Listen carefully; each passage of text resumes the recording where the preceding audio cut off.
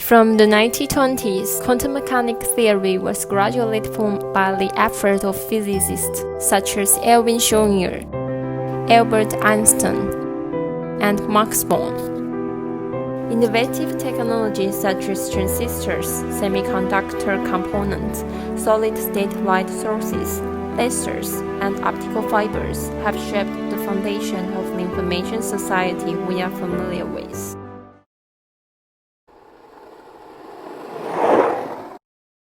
In recent years, the semiconductor industry has come to the end of Moore's law.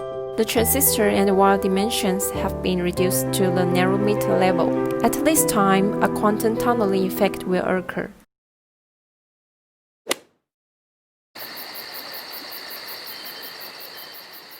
The time-independent Schrödinger equation for a particle in 3 dimensions is given by where h bar is Planck's constant, m is the mass of the particle, b is the potential energy, E is the energy of the particle, psi is the wave function.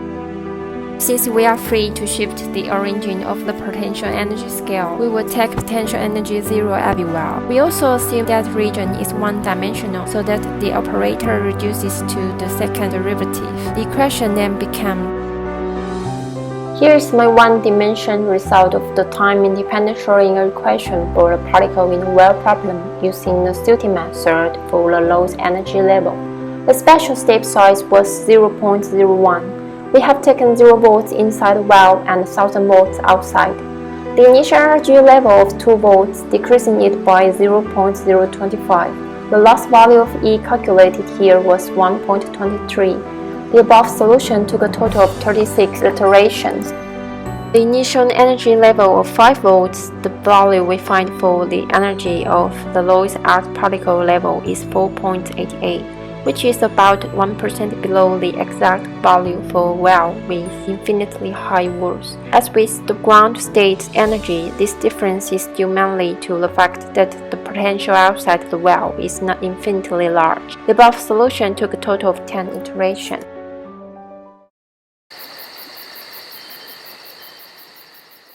The time-dependent Schrödinger equation for a particle in 3 dimensions is given by. It describes how a wave function evolves over time. This is a wave packet I plotted using Matlab. A wave packet can be used to describe a particle. A wave function is a complex form with 2 parts, real wave and imaginary wave. Both parts have identical wavelengths and frequencies. The square of the amplitude of a wave packet at a certain time or position is the probability of finding a particle at that time and position. Let's take a look at the wave packet equation. XO represents the initial position. C represents the wave packet amplitude. Sigma square represents the wave packet width.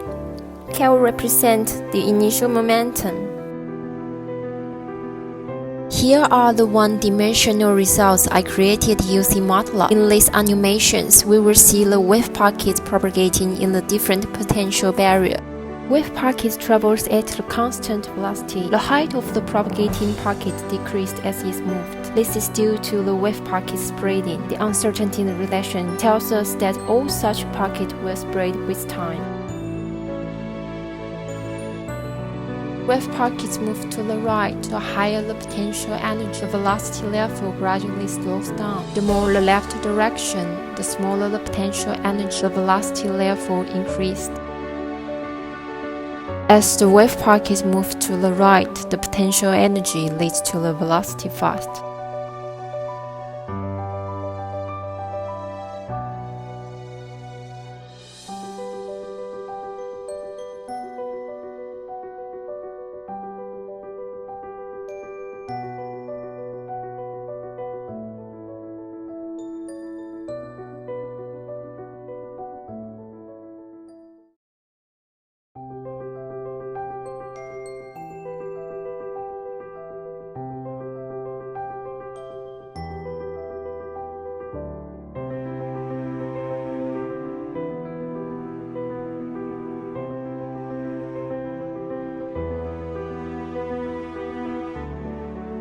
As the wave packet strikes the barrier, we can see considerable oscillation. None of the wave packets enter the potential barrier. All of the wave packets are reflected.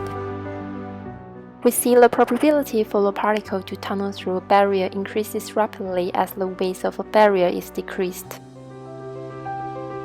The wave packet is incident from the left. A part of the wave packet was reflected, while a very small part was transmitted to the right, which is trapped inside of the well. As the wave packet incident on the cliff, we can see considerable oscillation. None of the wave packets enters negative barrier.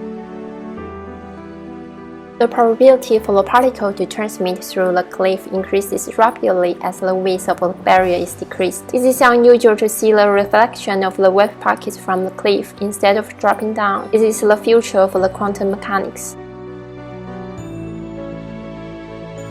The wave packet is incident from the left. A part of the wave packet was reflected, while a very small part was transmitted to the right, which is trapped inside of the well.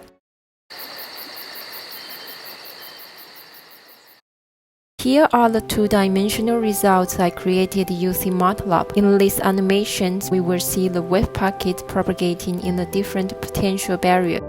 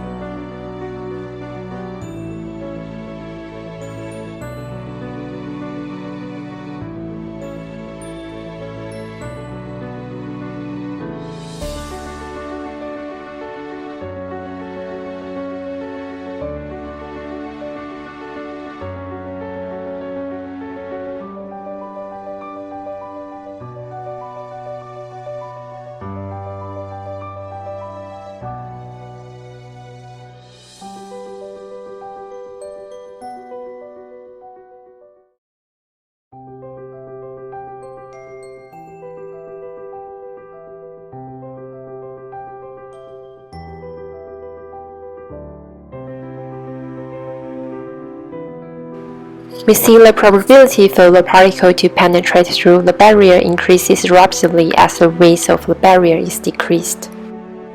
We see the probability for the particle to penetrate through the barrier increases rapidly as the height of the barrier is decreased.